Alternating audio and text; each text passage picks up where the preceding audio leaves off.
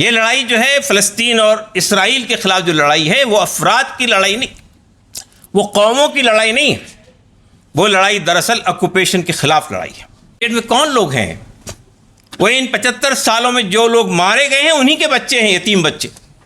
پونا کی میں نے ابھی خبر پڑھی کچھ دن پہلے، اسرائیل کے حمایت میں ریلیاں نکل رہی ہے، چاہے وہ چھوٹے ہی لوگ ہیں۔ مہمان، دوستو، خواتین و حضرات، لیڈیز اینڈ جینٹل مین، ایک دو زخم نہیں، جسم ہے سارا چھلنی۔ ایک دو زخم نہیں، جسم ہے سارا چھلنی، درد بیچارہ پریشاں ہے کہاں سے اٹھے۔ آپ نے ایمبیسڈر صاحب سے تفصیل سنی کہ غزہ میں کیا ہو رہا ہے، فلسطین میں کیا ہو رہا ہے۔ اپوران جی نے بہت چپتے ہوئے سوالات اٹھائے ہیں، ویسٹرن ممالک سے متعلق بھی، ہمارے اپنے دیش سے متعلق بھی، دنیا کے انسانوں سے متعلق بھی، سول سوسائٹی سے متعلق بھی، اور انسانیت کے تعلق سے چند بنیادی باتیں ہمارے سامنے رکھی۔ ملک معتصم صاحب نے بھی اس زخم کو، اس درد کو ہمارے سامنے رکھا ہے۔ جان دال صاحب نے یہ بات بہت تفصیل سے کہی ہے کہ فلسطین صرف مسلمانوں کا نہیں ہے، وہاں عیسائی بھی ہیں، وہاں یہودی بھی ہیں، وہاں مسلمان بھی ہیں۔ اور ہمارا ماننا یہ ہے کہ فلسطین کی جو مقدس سرزمین ہے، جو ہولی لینڈ ہے، وہ تینوں مذہب کے لوگوں کے لیے ہے، اور 1948 سے پہلے یہی تھا وہاں پہ۔ میں چند باتیں بہت بنیادی قسم کے آپ سامنے رکھنا چاہتا ہوں، تصویر کے دوسرے رخ کو۔ ہم نے اب تک یہ سنا کہ جو ظلم ہو رہا ہے ہم دیکھ بھی رہے ہیں۔ جب ہم رات میں، شام میں جو ویڈیوز ہیں، جو تصویریں آتی ہیں، اس کو اگر دیکھ پاتے ہیں تو ہماری نیندیں اچاٹ جاتی ہیں۔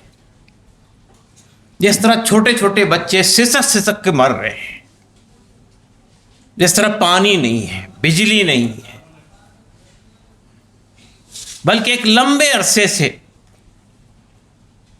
غزہ اور ویسٹ بینک دو کھلی ہوئی جیلیں بنی ہوئی ہیں۔ ہر چیز کے لیے وہ ڈیپینڈنٹ ہے اسرائیل پر۔ 1948 سے پہلے یہ عجیب قوم تھی جو پورے خطے میں آباد تھی۔ 1948 میں پورے مغرب نے، پورے یورپ نے اپنے جرم کی سزا فلسطینیوں کی یہ دی کہ وہاں سے یہودیوں کو اٹھا کر لائے اور وہاں بسا دیا۔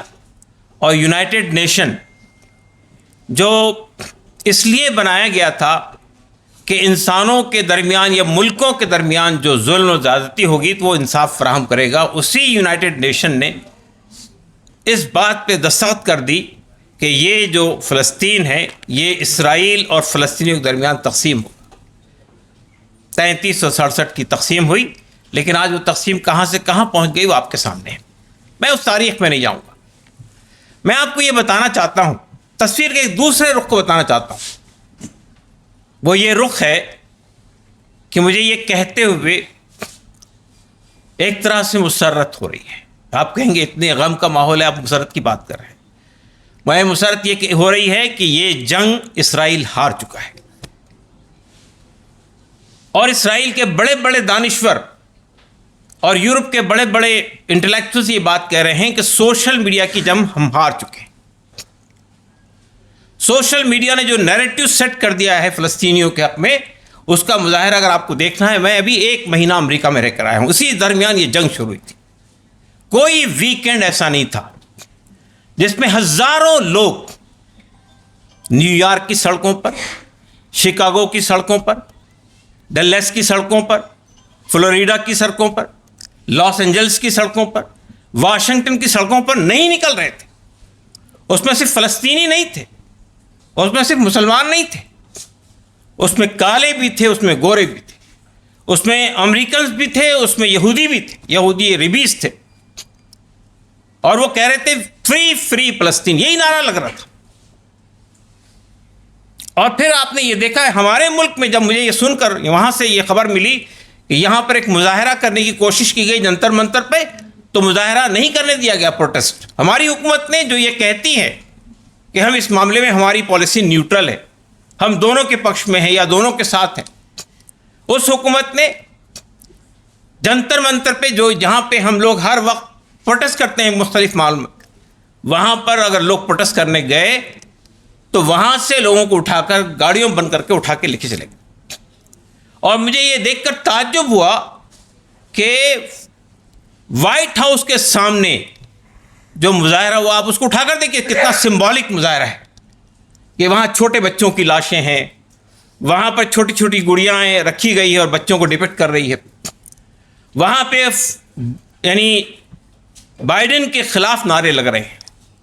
وہاں کی پارلیمنٹ کے اندر فلسطین کے حق میں تقریریں ہو رہی ہیں.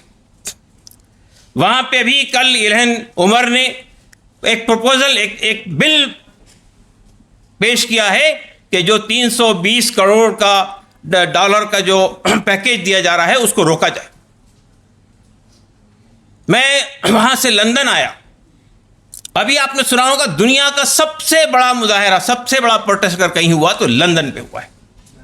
50 لاکھ لوگ لندن کی سڑکوں پہ نکلے، پورا لندن جام ہو گیا. اور ان کے ملکوں کا جو رویہ ہے وہ آپ کے سامنے ہے. امریکہ ڈالر بھیج رہا ہے، امریکہ ہتھیار بھیج رہا ہے.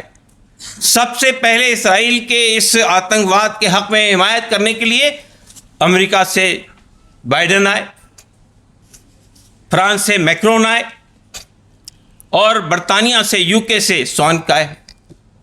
یہ دینے کے لیے ہم آپ کے ساتھ کھڑے ہیں. پورا مغرب، پوری مغرب کے ممالک، پورے یورپین کنٹریز اور پورا ویسٹرن کنٹریز اسرائیل کے ساتھ کھڑے تھے.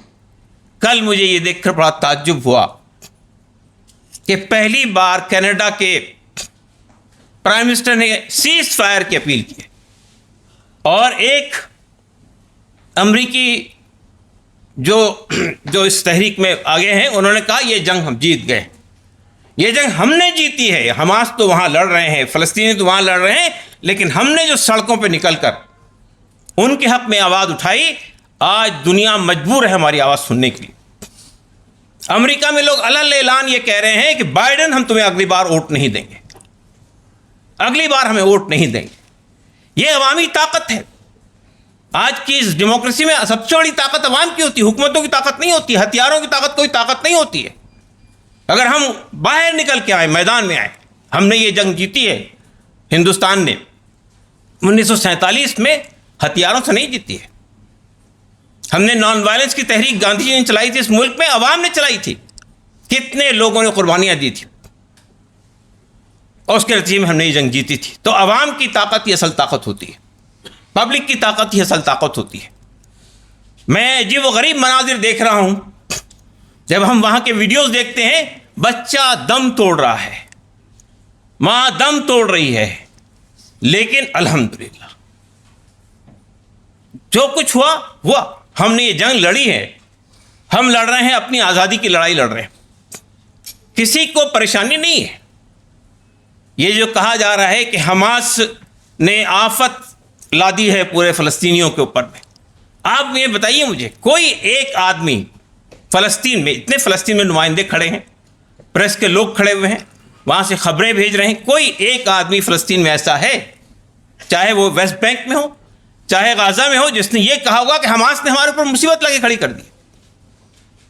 ایک مغربی دانشور نے، ایک مغربی انٹلیکچوئل نے یہ بات کہی کہ حماس افراد کا نام نہیں ہے، حماس جو ہے وہ لوگوں کا نام نہیں ہے، حماس ایک آئیڈیالوجی ہے جو ختم نہیں ہو سکتی.